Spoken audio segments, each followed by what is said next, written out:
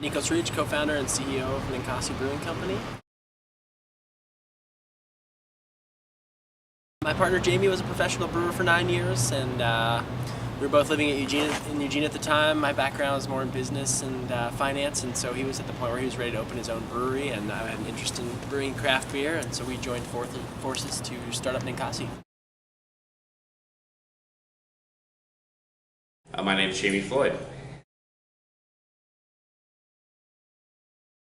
I started homebrewing when I was 17 years old, and got my first job in brewing just about a year outside of college, working at a brew pub in the kitchen. I got offered a job as an assistant brewer and took the position, and then worked my way into head brewer and was at Steelhead Brewing for 9 years, 11 years total, 9 years as a head brewer before starting Ninkasi. It's like way mightier, probably like all the way up, off the charts. If you look at, beer as a sort of there wouldn't be the pen or the sword without beer, I guess, ultimately, because it's one of the catalyzing elements of a settled agrarian society because it allowed potable water and storable food. So the Sumerians, being the first culture that brewed beer, formed a culture around the process of making beer and bread and fermenting things with yeast, and that was the beginning, as far as we know archaeologically, of human civilization. So there's no separation that you can make between access to beer and culture.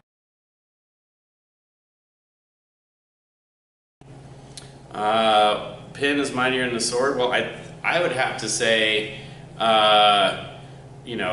any sort of, the beer is only as filled as your ability to drink it. So if you don't have an ability to tap a keg, then it's a useless keg of beer. No, I wanted to own my own business actually before I even decided to be a brewer, and realized once I got into the brewing industry that the right thing for me to do was to start my own brewery down the road. Historically, a lot of journeys have used beer and fermentation process to allow for the ability to, again, move nutritious, non-poisonous consumables around the world. If you look at the history of certain expeditions, the Pilgrims, the settling of the West, you get historical characters like Johnny Appleseed, who sort of went ahead of the settlers and propagated apple trees that could then be fermented into a low alcohol hard cider, essentially because you had to create a potable source of water prior to any treatment being available.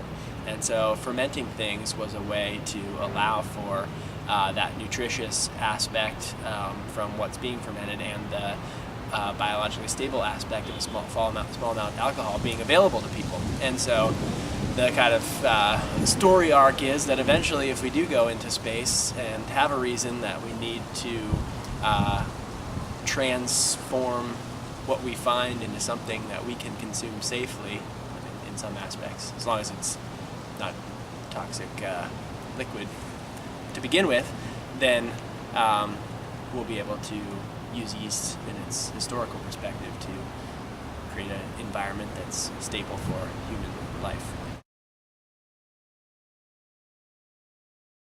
Absolutely.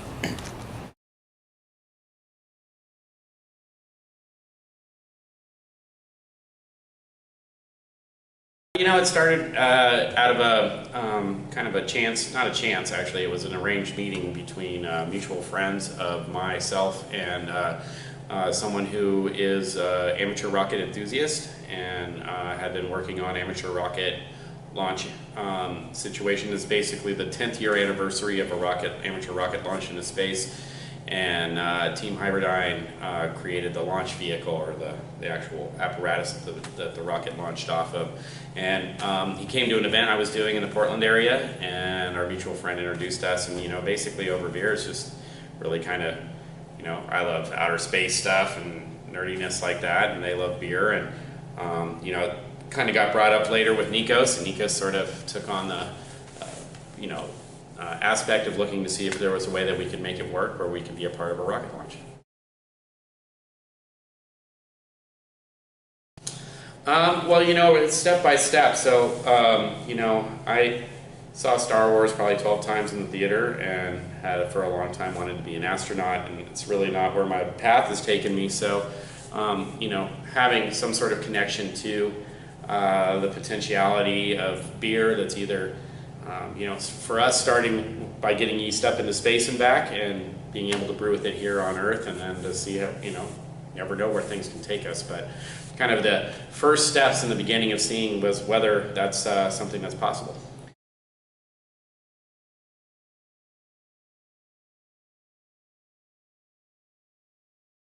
About 10 months ago, we had the opportunity to be introduced to a team of amateur rocketeers and I went out to one of the rocketry events in the desert and met a few other groups out there, and they were in the process of putting together a launch for the 10th anniversary of their first successful space launch, which at that time and to date was the only amateur space launch. So this was the second amateur space launch that's ever happened in terms of actually getting a rocket into space. So this was only the second successful amateur space launch in terms of actually getting a rocket out of Earth's atmosphere and into space. And so I think before going into this process, if you just hear about a space launch, at least in my experience, you think to yourself, yeah, we've been launching things into space for a long time. It's probably something we've got figured out. It's something that's very difficult to do, and there's a lot of people who are trying to do it and can't do it. And so it's actually still a pretty accessible frontier. So we were lucky enough to have the opportunity to partner with a group that is capable of this and was in the process of doing another launch. And so we got to talking with them, developed the payload to support the yeast in what we hope to be a way where it was viable upon return to the Earth. So we built 3D printed yeast vessel, insulated with areas to add dry ice to maintain cooling throughout the journey. But we really don't know what happened to it or what was going to happen to it other than what we could speculate and try to prepare for. So now they're in the process, actually literally as we speak, of retrieving the payload portion of the rocket, and we'll be able to take a look at the vessels and see what happened. As soon as possible, again, the rocket landing zone was kind of out of the expected area, so it's taken them a while to retrieve it. Involved helicopters and search planes and things across the desert for the last few days to locate it, and they just got an update that they are almost positive they located it. Now they have to go on foot to get into the backcountry and get it.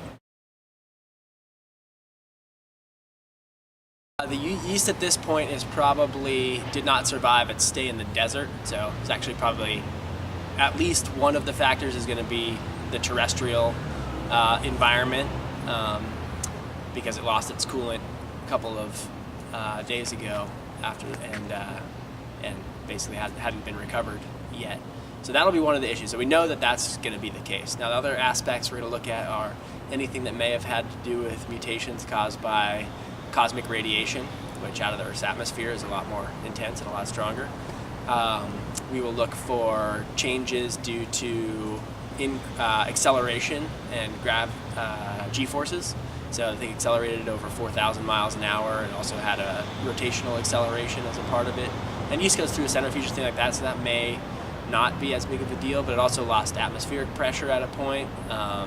It got down to extreme temperatures, hot and cold, above 4,000 degrees on re-entry is my understanding of that. And then of course going into a vacuum out of the atmosphere, you're dealing with extreme cold temperatures. So there's a lot of factors, a lot of things to look for to try to see if the things that we put in place were effective in counteracting the forces outside of normal that we expected to encounter. First, brew beer with it. Make sure we've got some beer to consume while we think further about what the next opportunities are.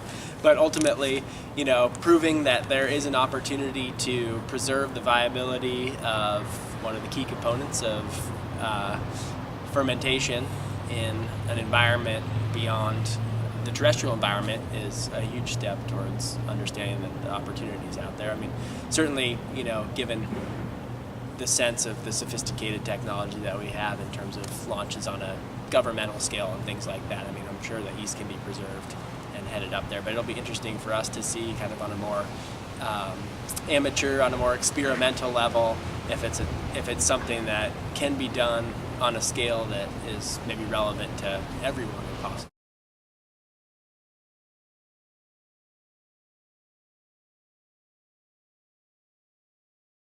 First is if it's alive, so its viability, so we would do tests on it to make sure that it was in fact viable and not dead from the experience, which there's between the temperature, the static pressure forces that come with re-entering the atmosphere, as well as the solar radiation experience it might have outside of the atmosphere. There's a lot of variables that we're not sure of.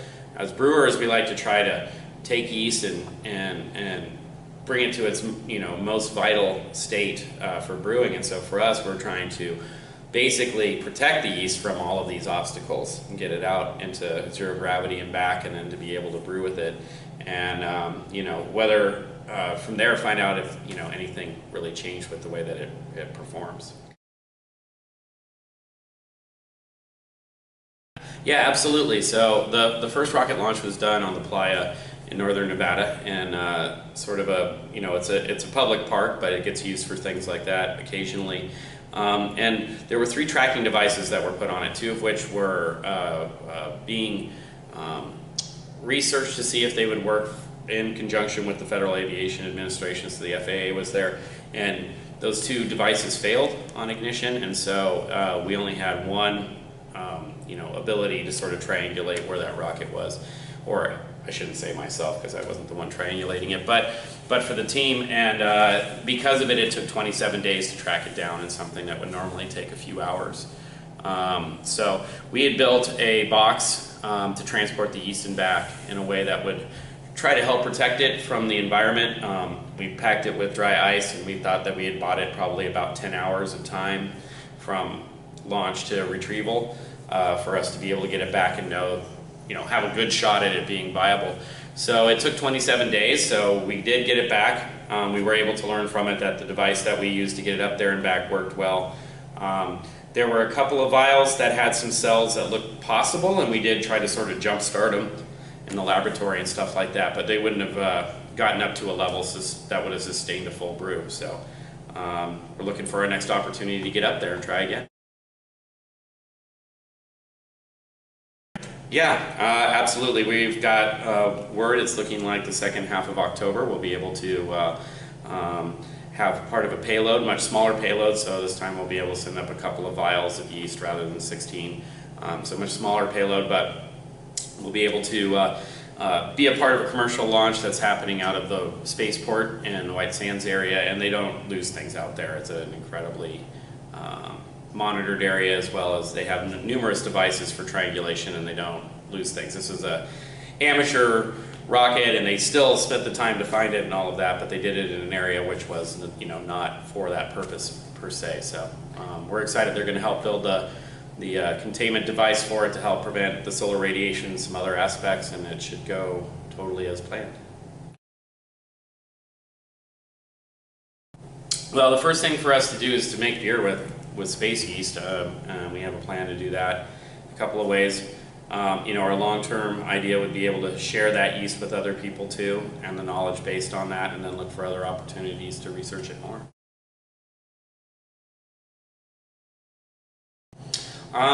We would probably, we talked about trying to get some sort of conditioning underwater, maybe go to the other frontier on the planet, but we haven't quite got the resources yet to do that.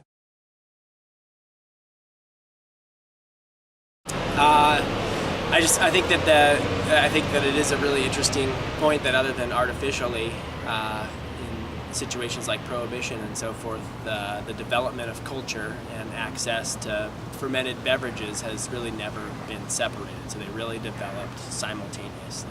And I think that that's an important thing for people to remember, that part of the joy of the experience of access to beer and wine and other things in the fermented arena is that opportunity to also create a community around that and create experiences with other people that build positivity into the communities and culture where we all live. And those things are obviously key, important aspects to enjoying our life as human beings. So certainly if we travel anywhere else, we should probably take that with us. It's kind of how we evolve.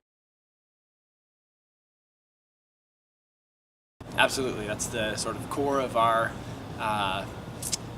purpose here at Ninkasi. It's that idea that, you know, we're here to perpetuate better living through producing something that creates value and adds value in people's lives, because there's a lot of things that you can do, and there's a lot of things that you can do with a beer and around other people. The access and opportunity to sharing a beer together is something that really creates value. So we do a lot in terms of creating and being participatory in community events, cultural events, and opportunities where we can add what we do to give value to the experience that's being had.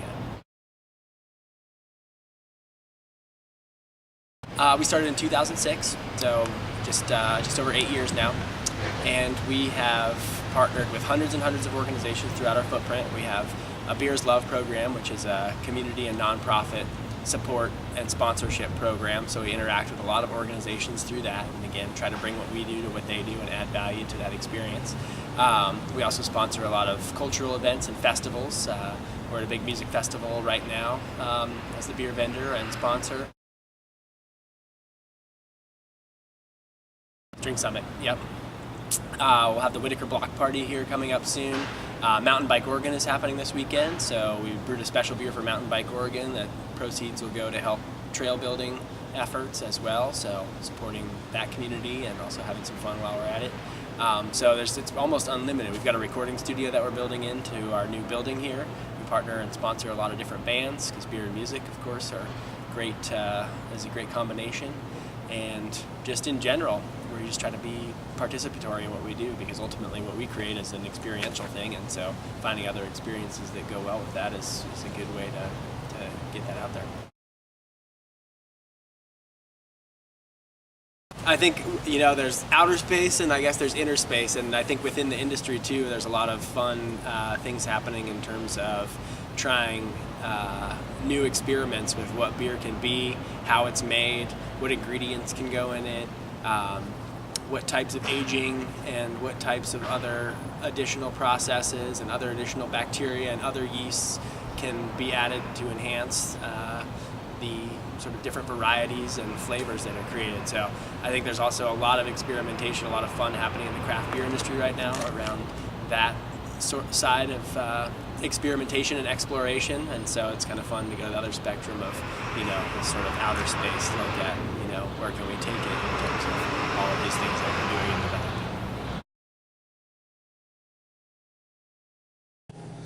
development. Boy, discoveries. Well, you know, I think that, you know, for a brewery like ourselves, you know, I was a pub brewer, and so for me, really the discovery of being able to make quality beer that is consistent, batch after batch after batch, and sort of the long hours and work that goes into creating a program of consistency rather than just creativity has been an incredible exploration. I think, you know, for something like the NSP program, we're just incredibly curious people, so we're just excited to be a part of any sort of, you know, science and learning that way. For me, I've been studying beer now for 25 years, and I think what's amazing about beer is that there's never really anything, there's no limit to the amount that you can study. So whether it comes from yeast morphology to hop efficiencies based on thermal loads and gravities, there's sort of an endless ability to have curiosity and learn something new about beer. I think that's one of the most exciting things about it. It just depends on the program. So for us, if I'm trying to extract herbs, so we make a beer called Transcendental that has tarragon and lavender in it, and is that we actually use alcohol as a solvent to bring those flavors out and the essential oils out of the plants that are done in the bright tank. A lot of people might add that to the kettle. So I think what basically happens is when we use exploratory ingredients, we try to use what we know about those ingredients and how they do best, whether to be processed in a cold manner or should be part of the hot side of the kettle. those, depending on what the ingredient is, can have beneficial or adverse effects to the flavor, or maybe even potentially the health of someone if you use the wrong herb or something. So it's that process takes a lot of time and research.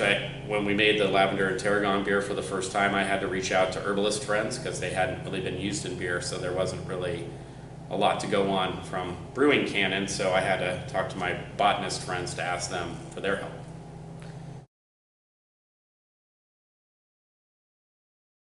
Brewing is incredibly old and not that complicated to do, but it does take a great amount of work to make a nice, tasty, quaffable beer. And what I would say for anyone who's starting out, the most important thing is to learn about cleanliness and how you can make your brewing environment as sterile and sanitary as possible. I highly recommend even starting with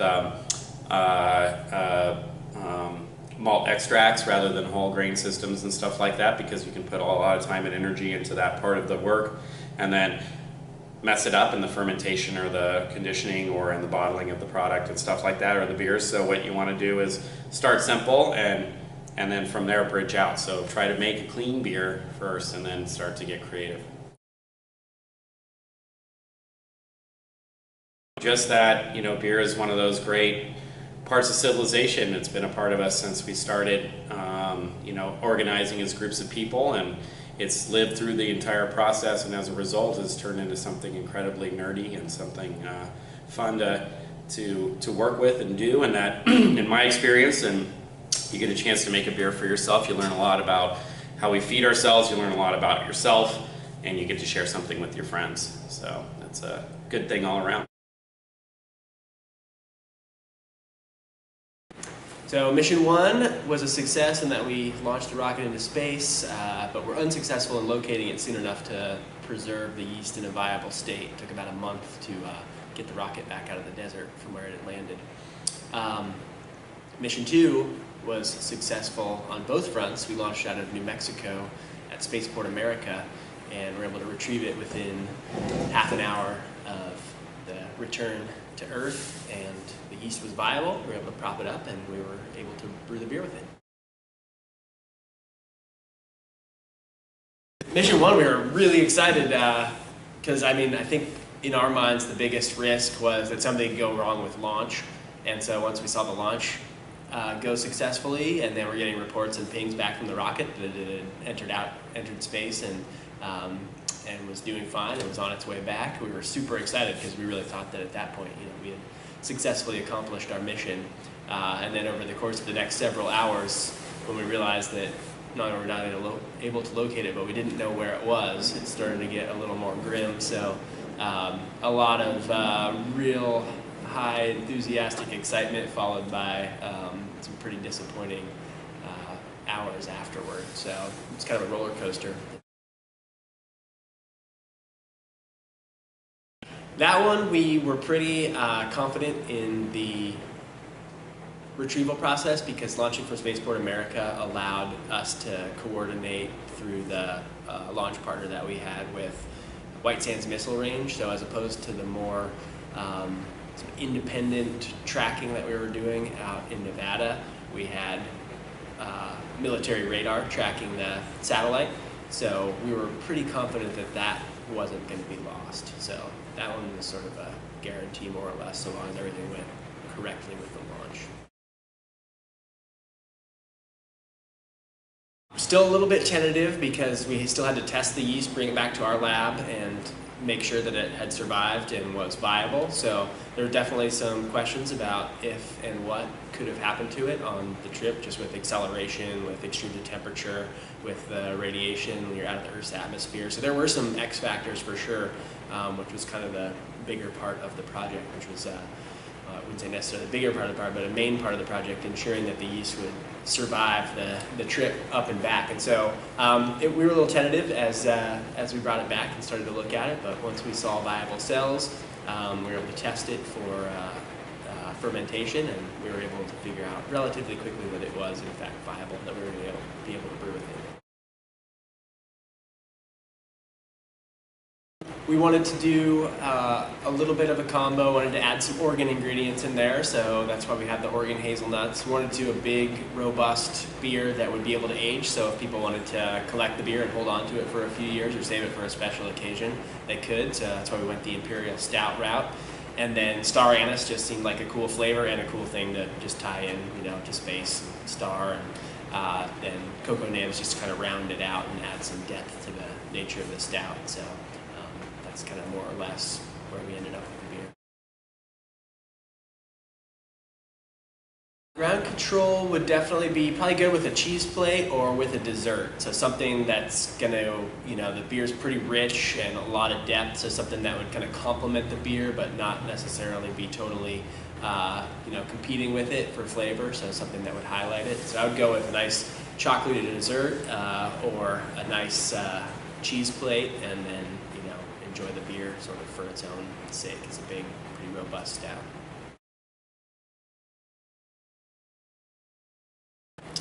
Yes, we worked with a local gig poster artist, Neil, and he is based here in Eugene but does work for bands and other groups throughout the country and the world, and we're lucky to be able to partner with him, and he developed this artwork based around the project. We collaborated on it and came out with a really, really cool set of art to go along with the beer.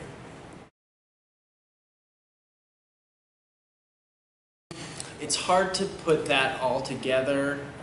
Depends what you calculate in there. I mean, the launches were pretty expensive. I think altogether, probably $60,000 or $70,000 in launch-related expenses, and then just affiliated costs with managing the yeast, managing the process, managing our team's time to make sure everything flowed correctly, and through the development process and partnership process and creation of the packaging and branding and all that. So it's been a pretty big project.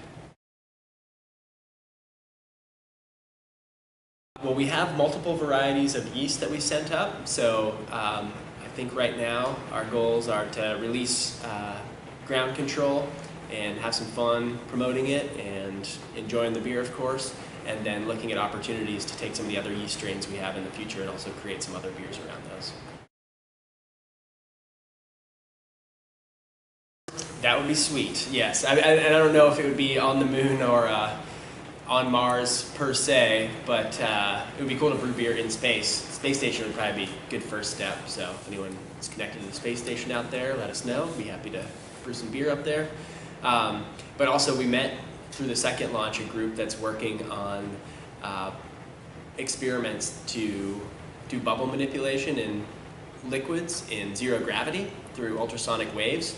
And so it's related to a host of applications, but essentially carbonation in zero gravity and the ability to work with carbonated liquids and consume carbonated liquids in that environment is really, it's not feasible. So working with somebody who might have the ability, and we've kind of developed a conversational relationship, might have the ability to create a beer product that can be consumed in zero gravity could also be a fun thing to work towards, given the increased orientation towards what eventually looks like will be space tourism. So being able to go up and enjoy a beer while you're up there would be something that certainly we'd like to be a part of. Probably going with the moon, given the fact that to send somebody, I don't know if we'd get any of our brewers. I know there was a pretty big response to the volunteerism for the colonization of Mars, but I don't know if we'd necessarily want to send any of our team on a sort of guaranteed one-way trip to brew beer on Mars. Maybe we'd teach some of that crew and send them with the ingredients, but then technically it would be brewed by them and not us.